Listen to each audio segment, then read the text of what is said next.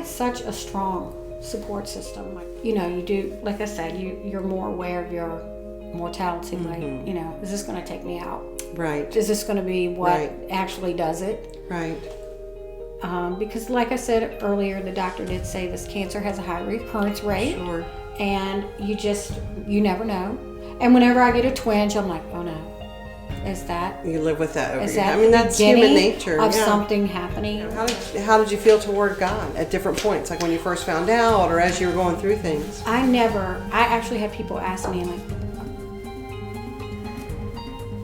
are you mad at God? And, you know, stuff like that. And I never was. That's and great. I never asked, you know, why is this happening to me? Because in the back of my mind, I always thought, why not?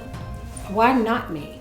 You know, I came what to that makes me point so too, special? Remind Anna, if you're watching on YouTube, to like and subscribe.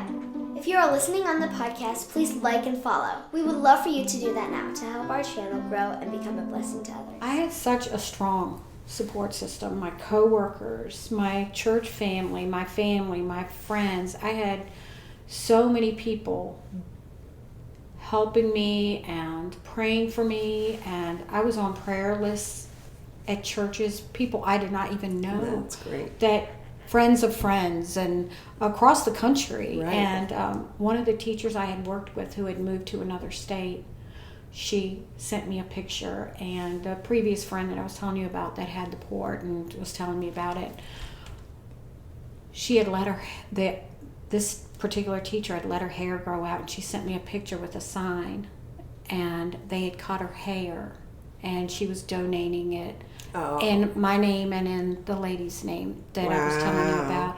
And I just started bawling because I was like, that is so sweet and thoughtful. Yeah, it's very, just to know all these people were praying for me, people that I didn't even know. It was humbling.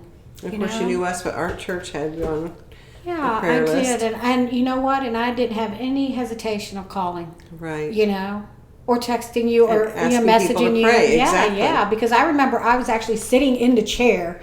You know, they're like taking. Yes. Yeah, and they're like, we're gonna take pray blood for the and number. we're gonna do this, and I'm like, okay, my number's got to be this high. Just pray it's this high. I do remember that. But I mean, I had people that whenever I was going into like some of these things, I had to do alone because they didn't let people come in with you during COVID, and I would get anxious or something, and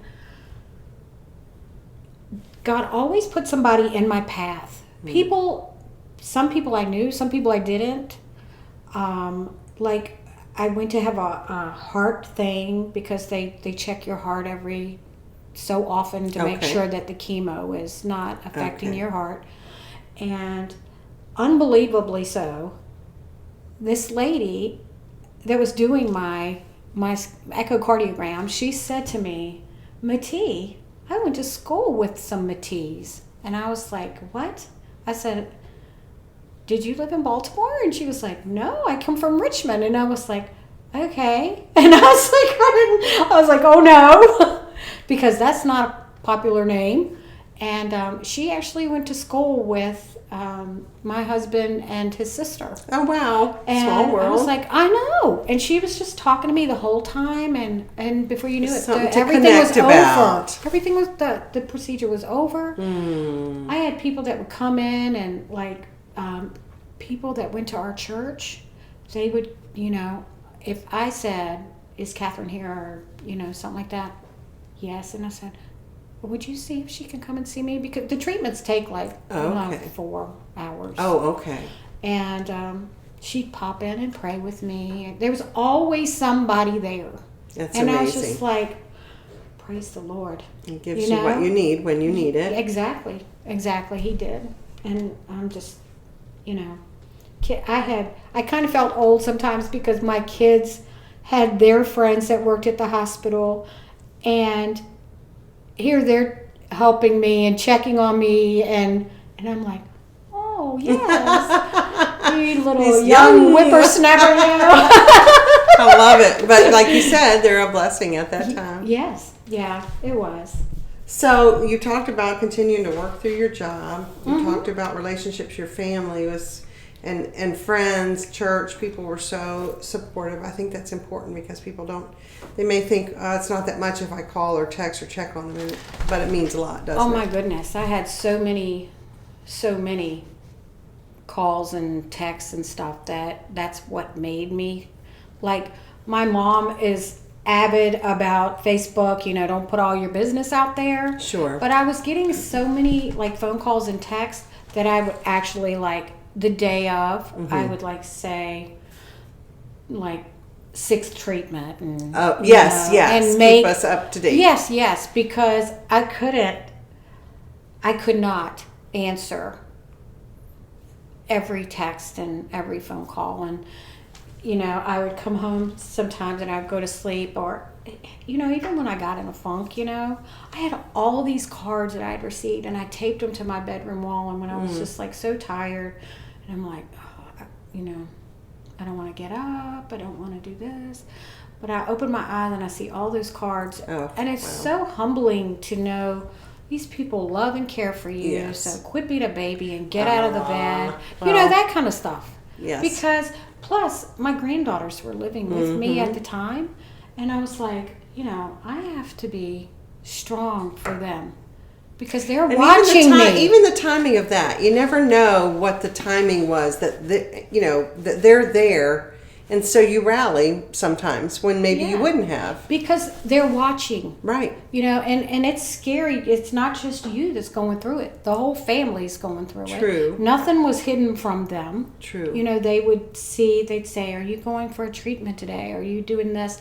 Like, I do remember my granddaughter saying, before, I would say, your mom's going to pick you up from school, and are you going to have a treatment today? And yeah, I'm going to go have a treatment today, or something like that, just something. Yes. And they would, they would know.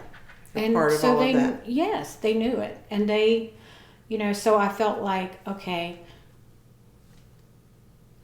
I don't want to scare them, and I just want them to, it's hard to go to school and be living with somebody, and then you're worried about them, and you got to do your schoolwork, and you can't think, And you stuff may like never that. know how much this was an example and encouragement to them of how you went through it in front of them and around them. Real, but yet, like you said, spurred on to keep going. Yes. I hope one day, if ever, and they have to think back on it, they can say at least she kept going. Exactly. Well, she Exactly. worked and she did this and she did that, because I tried to keep it as normal as I could, but there were times I was not. I was going to say, emotionally I wasn't, and physically, it was hard there because were hard things about it. You were exhausted I and was more discouraged. aware of my mortality at that Okay. time, because the first time was like, oh, you have an excellent prognosis and you have this, and the radiation does not make you like sick, like you're going to throw up or anything like that. And I do want to say a little plug here. My doctor, I did not throw up. Well, so He he said, did. He I'll carried do through this, with what and he could. he did. And he did. But that didn't stop me from feeling nauseous. Sometimes I wished, okay, let me just throw up and get it over with, But you can't have it all. Right. And I also want to say, Krista was there in the thick of it, and I have to just say what a blessing it was, because she did the grunt work. Okay. She did, and I guess I just assumed she would, because she has like nursing qualifications, and I just assumed she would do it. I never said, hey, will you do this for me? Oh. She just I'd say, oh, I need help with this, and she would step in, and she, changed my bandages, and I didn't even want to look at my incision or anything. I would not even look in the mirror. Okay. I did not. I would, if I was, going to take a shower or something, I would not look in the mirror or even at myself, because I just didn't, I didn't want to. Right. But she changed my bandages, took care of my drain, and woke me up in the middle of the night to take my medicine, and I'm like, don't wake me up. And she's like, no, you're going to be a bear if you don't take your medicine. Need your medicine. Yes, you got to take it. You got to stay ahead of the pain, you know. Right. And she did all that. So it was, sometimes when you have other people living in your house, you're like, oh my gosh, this is killing me. It's hard. But then you're like, okay, well, this is for a reason. Yes. And this was a blessing, you know? I was going to say, the timing of it sounds like it was quite the blessing for you in several ways. I kept, you do, like I said, you're more aware of your mortality. Like, is this going to take me out? Right. Is this going to be what actually does it? Right. Because like I said earlier, the doctor did say this cancer has a high recurrence rate. Sure. And you never know. And whenever I get a twinge, I'm like, oh no. Is that... You live with that over is your that head. I mean, the that's human beginning nature. of something happening, or, you don't know. But then you're like, I can't do anything about it if it is. So you keep on keeping on. But what a blessing and what a testimony. Now, spiritually, how did you feel, I think, toward... how did you feel toward God at different points, like when you first found out or as you were going through things? I actually had people ask me, like, are you mad at God? And, stuff like that. And I never was. That's and great. I never asked, why is this happening to me? Because in the back of my mind, I always thought, why not? Why not me? I came What to that makes point me so too, with special? death, yes. It seems like this is not going to come out right no matter how I say it, but it seems like in our family we almost expect bad things to happen because we've had a lot of traumatic things happen in our family, and so I don't ask why, because it's almost like you come to expect things are going to happen. Right. So I didn't ever ask God, but I did say, I don't know how you're going to use this. What are you doing? But, okay, because I know I've seen you're here with me this whole time. And then, I'd see, things that said, God didn't say your life was going to be easy, but He's there with you, right? And He was. Yes. So God has always been good to me, and I cannot imagine somebody going through that and not knowing God. Right. I mean, what do they have to look forward to? I don't know. You're right. We have hope. And that's one of the things, that's what I want to get across from this, is just that the hope and the healing that God does in our lives through such hard things. There's I did a lot of studying on Daniel. Okay. Because actually I saw something about Daniel on TV, and whenever I'm watching these things on TV, I'm like, let me see how close they are, if they're even in the ball field or whatever. And some of the stuff I was like, well, I don't know about that. Let me check that out. But also it was at a time where like you don't really know what's going to happen because you're still going through these. I had to go to the doctor every so often to be checked. And I was like, don't let it be there. Don't let it be there, Mm-hmm. But as I was reading about Daniel, it was like, even if, we burn up in this, and we read in the book of Daniel, and in chapter 3, it was like, okay, even if we burn up in this fire, we're not gonna bow the knee worship your God. We have our God. Our God's gonna take care of us. So it's kind of like, I would say things that my family did not want to hear, like, even if I do end up not making it, I'm okay. Right. And if I do live, then I'm okay. Right. But your family does not want to hear that. No. So think it, but you don't have to say it out loud. You know? Okay, good advice. Because my mother said that to me when she was diagnosed with cancer, and I thought to myself, I don't want to hear that. Right. No. Right. No, I don't want to hear that. So it made me think, okay, you can think it, but don't say it. But I did.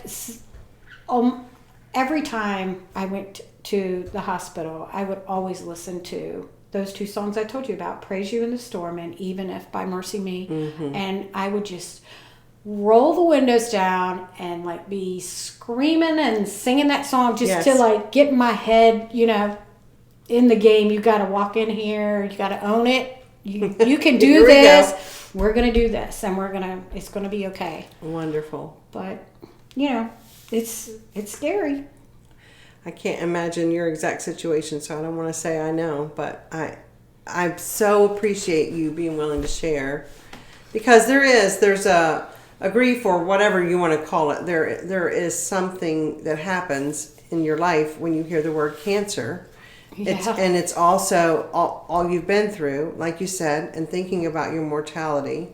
But there's also in your story so much hope, so much of what you've learned, and pointing back to God regardless of how difficult things were at various times. I see scripture verses you've got over there. What else do you want to share with us as we close? Well, I wanted to say that one of the questions that you asked was about other people being on the cancer journey. And I know people would sometimes think I was talking to myself in my car. but you just need to pray, and you just need to talk like I'm talking to you. Yes. Like he's sitting right beside you, because he is. Exactly. And it's just, you got to try to keep your life as normal as you can, because everything feels like it's out of control. But, if you keep a journal and you write stuff down, which is how I did look back at that journal. Oh, wow. When you sent me that message. And oh, wow. So I was like, oh, yeah, I wasn't having a good day that day. This is reality. This is what it was really like. You have to, and the farther I get away from it, I can talk about it without getting upset. But I have been upset at different times this week, thinking about this. Right. I was going to say, you revisit it. You write it out. You think about it. And just to how you surround yourself with prayer. Yes. Praying people.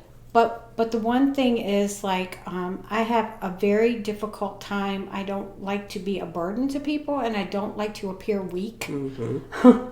I'm with you. I'm right there with you. Be strong. Suck it up. You can do it. We got this. Right. But I had a hard time accepting help from people. Mm. And my Sunday school class was wonderful.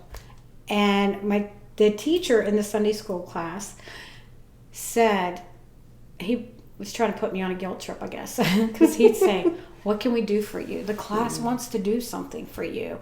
And it was, they couldn't bring meals because it was during COVID. Oh, okay. So, I'm like, oh, we're fine. I haven't really been eating that much. And they're like, yeah, but do you want to cook for your family? We'll get you gift cards, and they can order pizza, and they can do stuff. So the gift cards were a great idea. Okay. But I had a hard time accepting that. I was like, no, you don't have to do that for me. You don't, I don't want to be a burden or anything. And they're like, no. And he actually said to me, you're robbing your friends and your people that care about you.